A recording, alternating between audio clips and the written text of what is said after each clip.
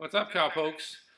Um, well, it's time to discuss some shite, I guess. So James Gunn got fired. Hmm, it's kind of my feeling on it. But I figured I'd fucking at least come on here and let y'all know how I felt about the whole thing. I mean, Disney had to do what it had to do. It was what it was. Once those things came to light, there was no fucking way around it. They couldn't very well stand behind them, could they? So it is what it is.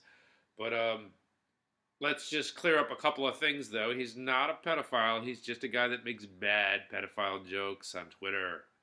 He doesn't hate Jews. He's just a guy that makes bad Jew jokes on Twitter. So, that being said, let's not condemn him in the freaking public side just because of all that crap. So, I don't know. And, it shouldn't be all that surprising. The only reason I say that is because, fucking. All right, so I watched Slither and I watched Super, and back when he was first cast, I was kind of like, well, how the hell is he gonna make like a mainstream video or a mainstream fucking movie that's gonna appeal to the masses with this kind of mind, Because you have to admit, Super, freaking superhero that runs around beating the shit out of people with a pipe wrench. It's a messed up movie, and you can tell immediately from that and Slither that the guy's got a mind that's just out there, just out there. Not that I'm Mr. fucking Sanity and have any right to judge anybody, but he's just a little bit out there. So, what else?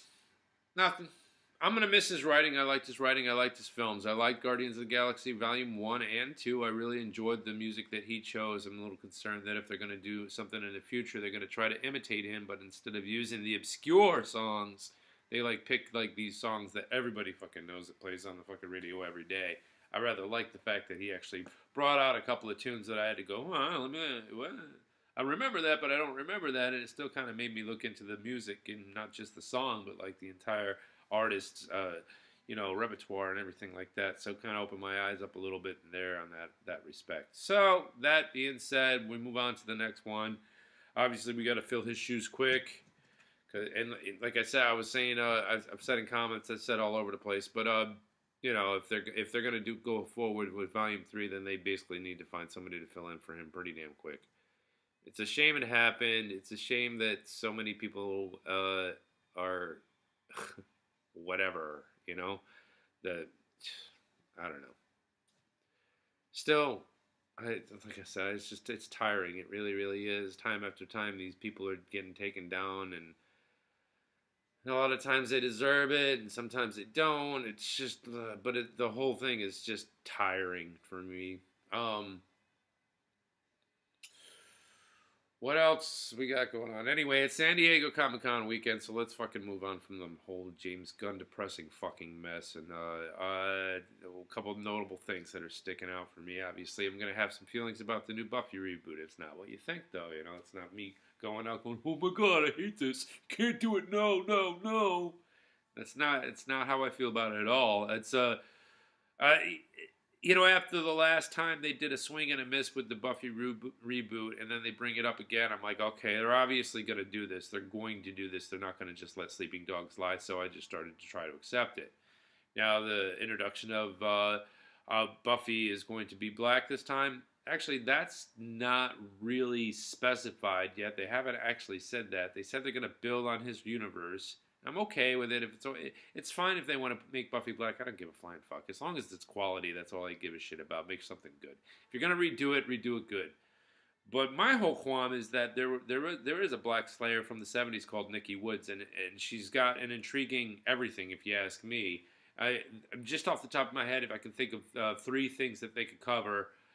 Just 3 things that would make Nikki Wood's story great. It takes place in the '70s. They can tackle teenage pregnancy and single mom if they want, and not to mention the fact that the backdrop of the entire thing is Brooklyn. Brooklyn. Who doesn't want to see a vampire slayer in Brooklyn? Let me ask you that. So I think instead of actually retelling Buffy again, they should just pick a Slayer. Christ, you have thousands of years of Slayers. The first Slayer was a cave woman, pretty much. So thousands of years of Slayers. Thousands. each Slayer lives approximately. I don't know. Let's see, the life expectancy of a Slayer in the Whedon verse is like 19, maybe. You know, that's Buffy lived to be like in her 20s or something like that. I don't know. She's still going in the comics. Uh, so and she's considered old for a Slayer. So she dies, a new Slayer gets called over 1,000 years time. 19. Do the math. It's a shit ton of stories that you could just scoop up and just pick one out. The Boxer Rebellion girl, they could do that one. They could make a Slayer in the Old West, a Slayer in Roman times. It's endless. You could just keep on going. Just pick one. But Nikki Woods is actually a good story. I would think that would be a good place because just thinking about Nikki Woods in general, last night I just kept on thinking, wow, they could do that. Oh, they could do that. They could tackle this. The whole thing with Josh was he always loved to use metaphor to try to tackle issues that young women would go through in school, and he did that all of the time. And Nikki Woods has a couple of things that Buffy didn't. She was a mom. She was a single mom. She may have gotten pregnant in high school or not. I have no idea. Because I don't believe they ever revealed how old Nikki Woods was when she got killed. But she looked like she was, she could have been either 25 through 30, but she could have been older looking 21, which would put her in high school when she had her child, because he was about 5 or something like that. But it's a place that they could go that they haven't had an opportunity to go through yet. Being a single mom, being a pregnant mom in high school, issues that Josh didn't tackle in the first time around that they could tackle this time around. And if it wants to stay true to the mythology of Josh, then the show is about how, women grow up and all the problems that they struggle with, and surrounded by a shit ton of metaphor. So, whatever. That's all I got on that.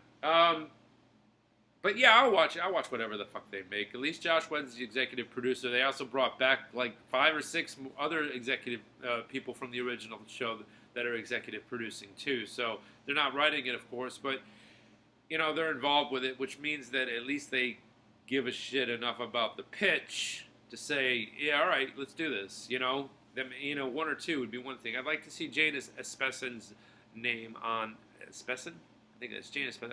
I would like to see her name on one of the lists as executive producers because she was a huge part of the first show, and I like her writing. I don't know. I ain't got nothing else. I just wanted to say, just a quick hit on the other things. Maybe Godzilla.